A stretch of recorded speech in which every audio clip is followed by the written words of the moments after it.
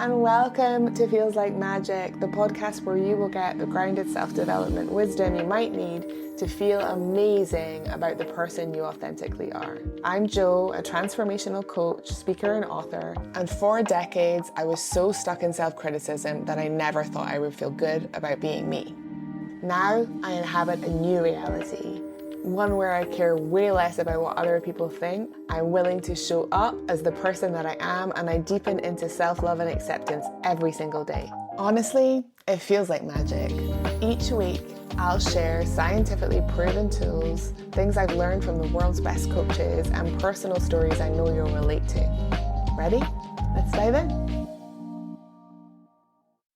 Okay, my loves, today we are going to dive into self-talk.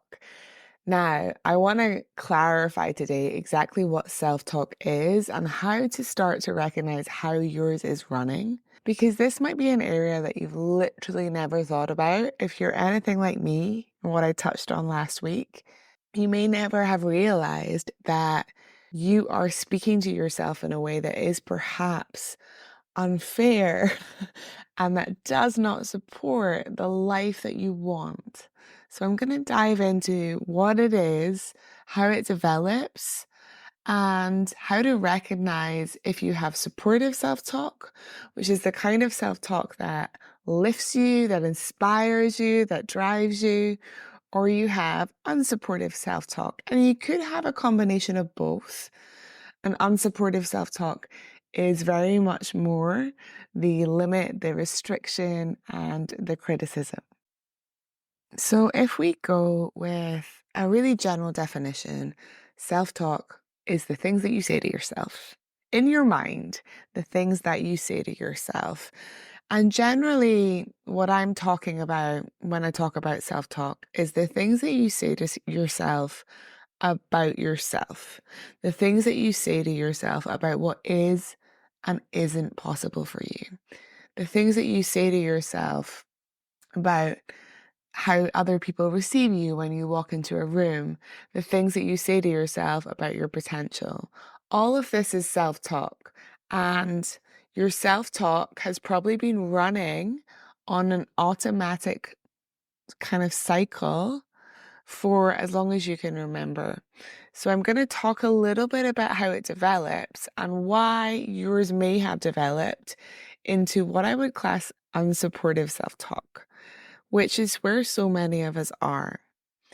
And the reason that we are in the unsupportive camp is that we are biologically programmed to look for threat, to look for the thing that we need to fear. And when we make ourselves the threat, when we make ourselves the problem, when we make ourselves the thing that needs to quote unquote be fixed, then it feels like we can do something about it. It feels like we can lose the weight, we can become more successful, we can, whatever the thing is, which is usually an external thing that we try and do, we can meet that threat with some kind of response, right? So that is why we tend to develop unsupportive self-talk. And I'm going to go a little bit deeper into that. So in childhood, we come into the world and we are like these beautiful babies. We're so pure. We're so ready to cry and scream and laugh with delight and get all of our needs met, right? We're programmed to get all of our needs met. And we're just this force of love. I mean, if you've been around babies, they're just this force of love, and little children as well, you know, they see things in a completely different way because their experience has not yet been colored by external environment. And that does start happening very young. But they're this kind of beautiful force of love. And I think that's why so many of us are just reminded and enjoy when we're around children, because we get to experience that again for ourselves. But what actually happens in the world as we begin to grow up is that we begin to become aware of our place in the system, our place in the ecosystem of the world, where we belong.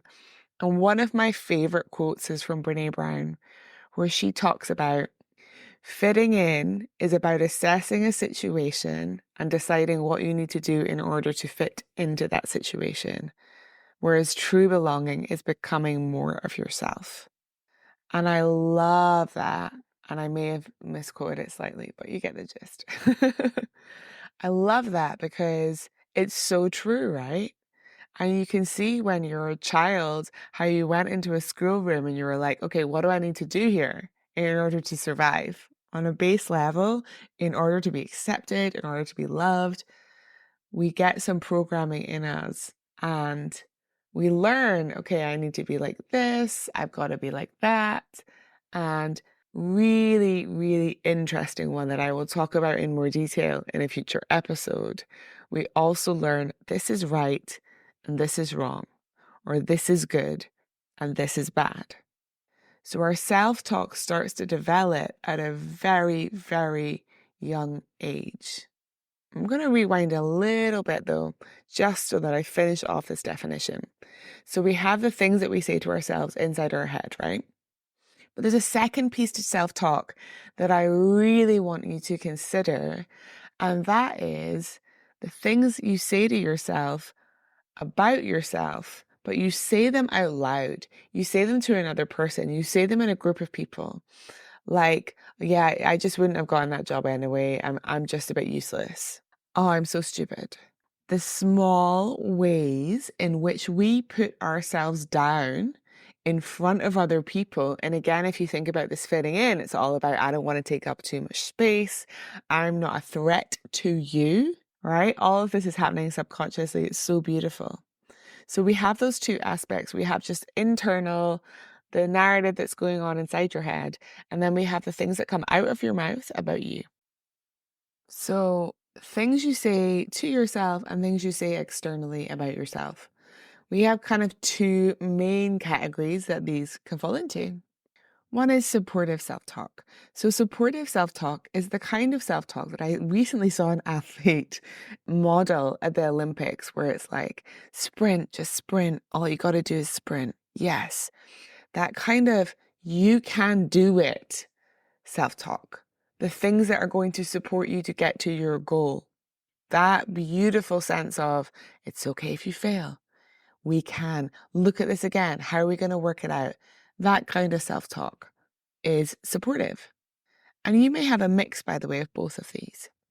And then we have unsupportive self-talk. And unsupportive self-talk is when you say things like, I'm so stupid, I'm an idiot, I can't believe you did that, etc., etc., etc. And that might be running inside your mind, or it might be running outside your mouth. It might be in the world. It might be things that you are saying to other people.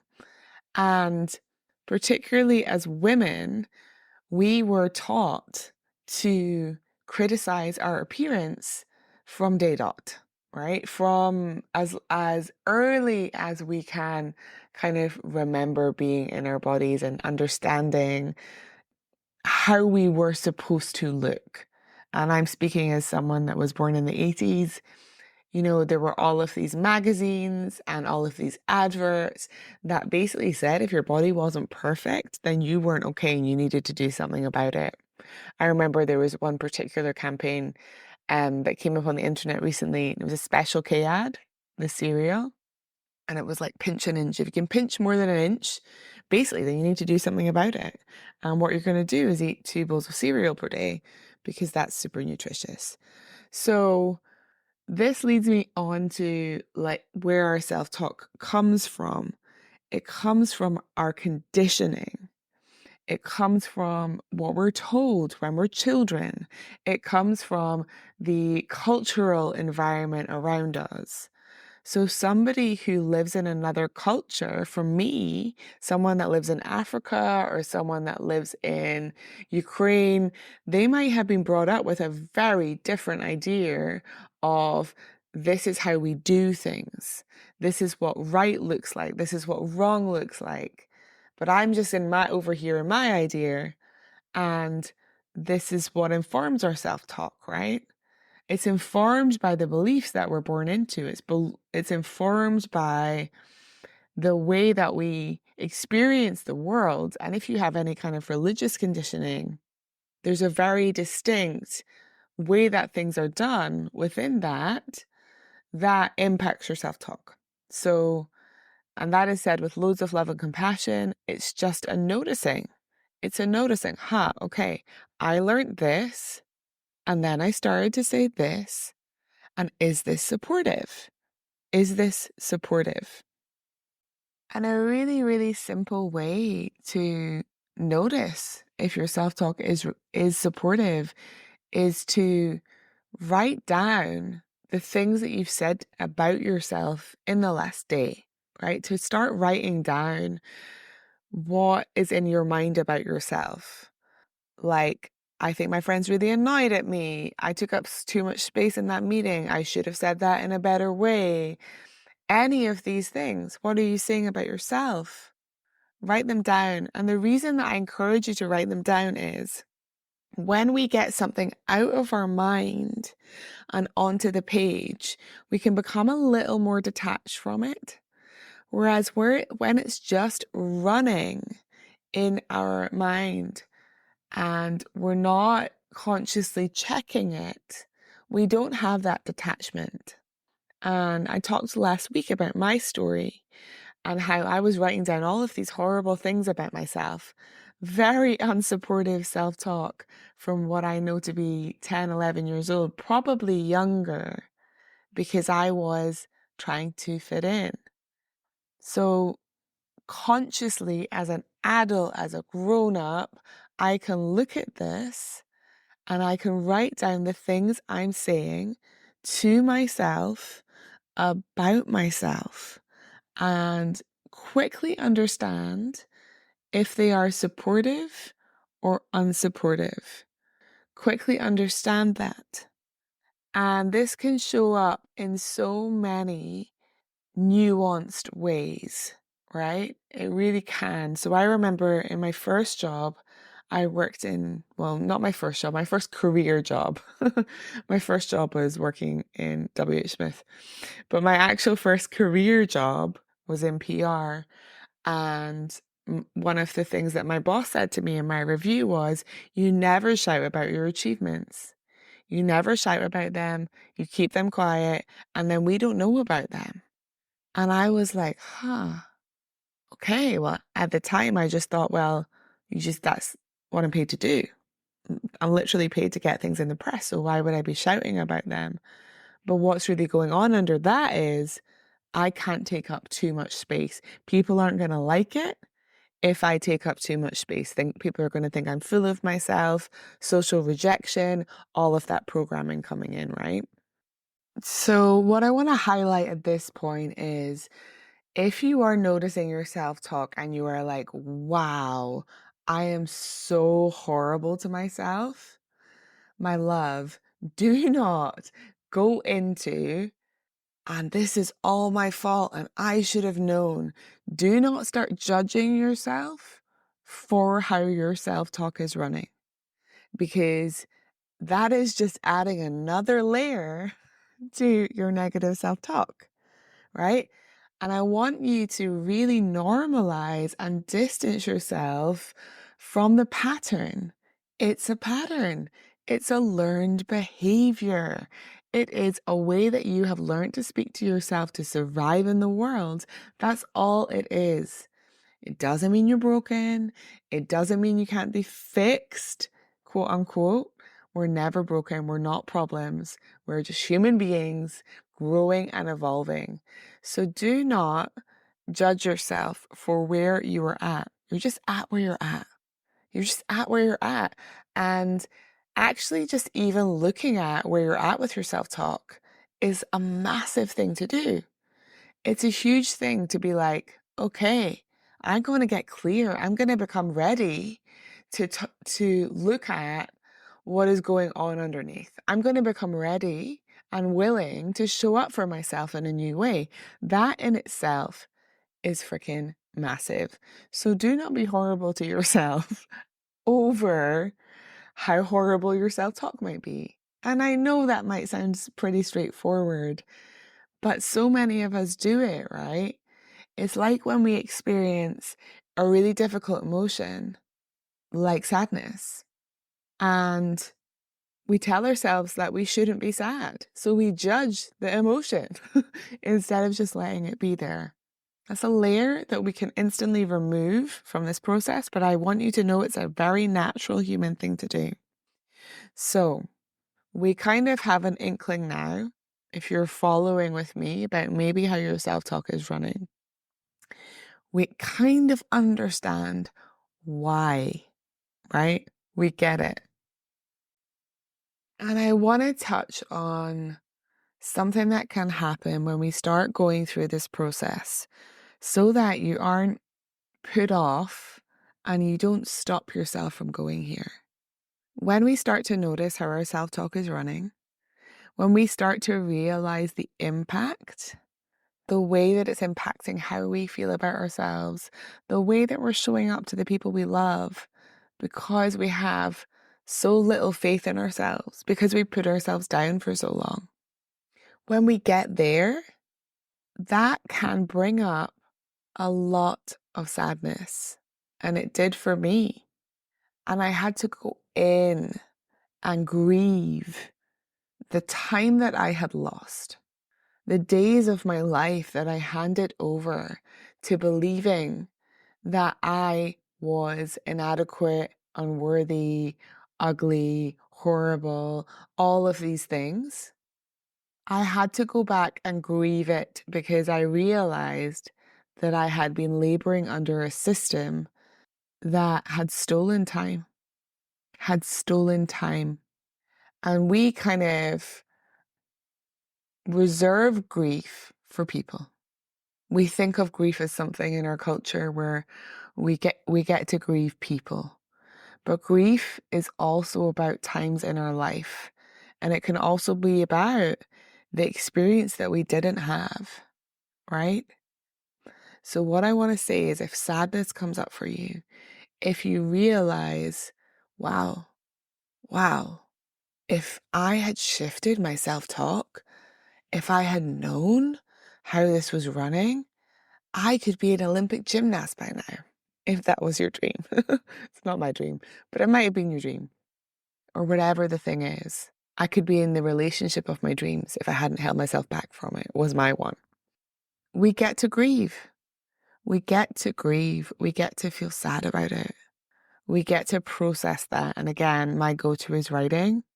And I'm going to talk about journaling in future episodes. But if you listen to last week's episode, you'll know that writing for myself is such a huge part of my process. It was a huge part of my recovery from a very severe depressive episode. So let yourself grieve this, let yourself go into it, let yourself feel it, let yourself feel the sadness of it. And then we can move forward with changing your self-talk.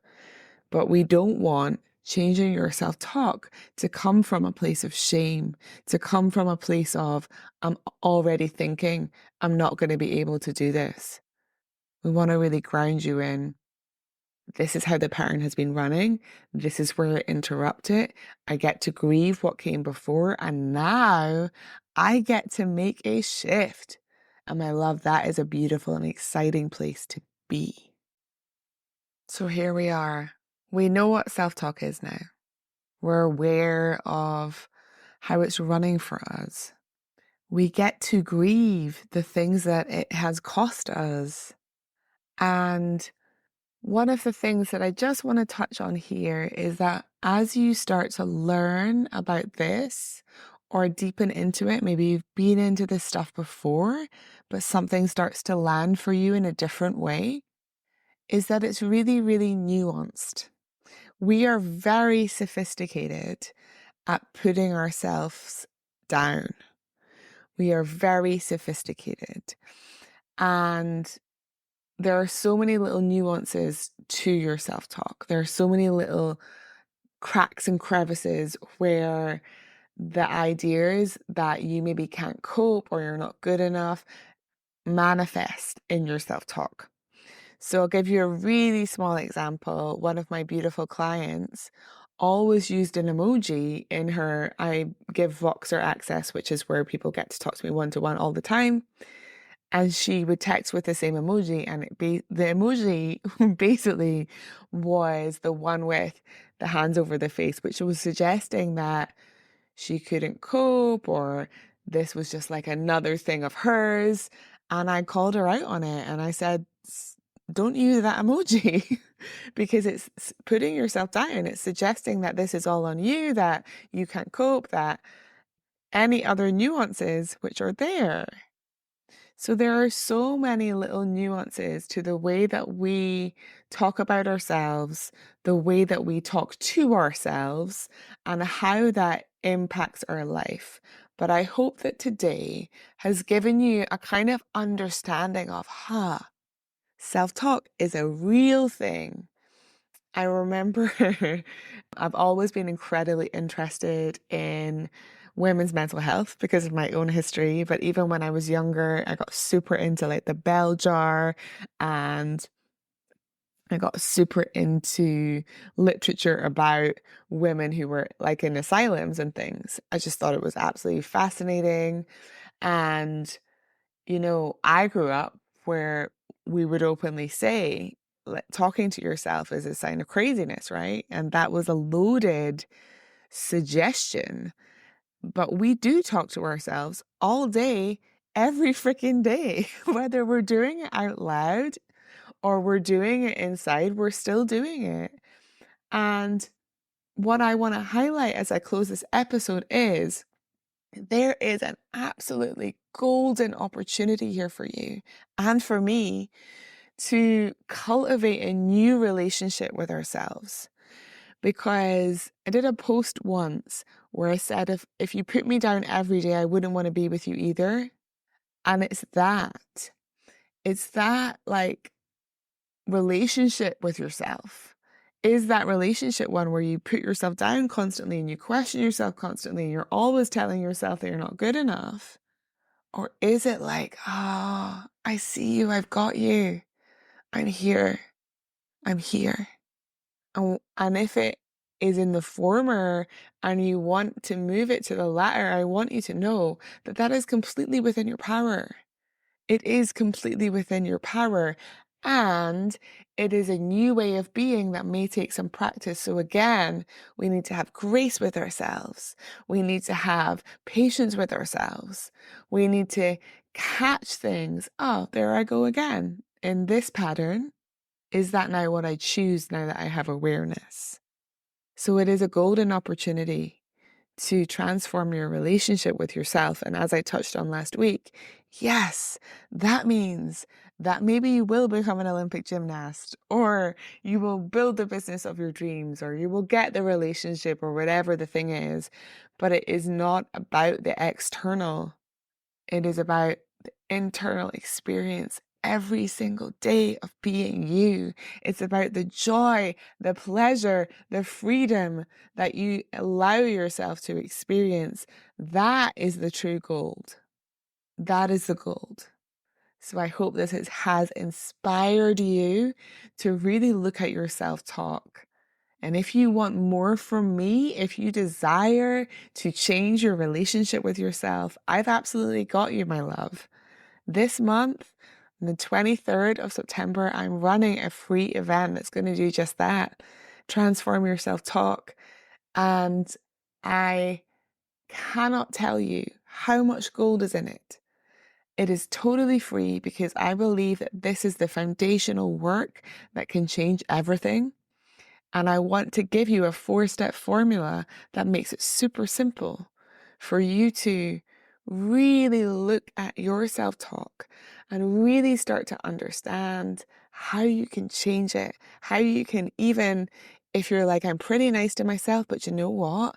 I want to be like freaking encouraging. I don't want to just be nice. I want to be like, yes, go for it. I want to be like my own cheerleader. Yes, whatever level you're at, wherever you are with your self-talk, this stuff is going to take you up a notch. So if you want to join me for that, the link is in the show notes. Please freaking do.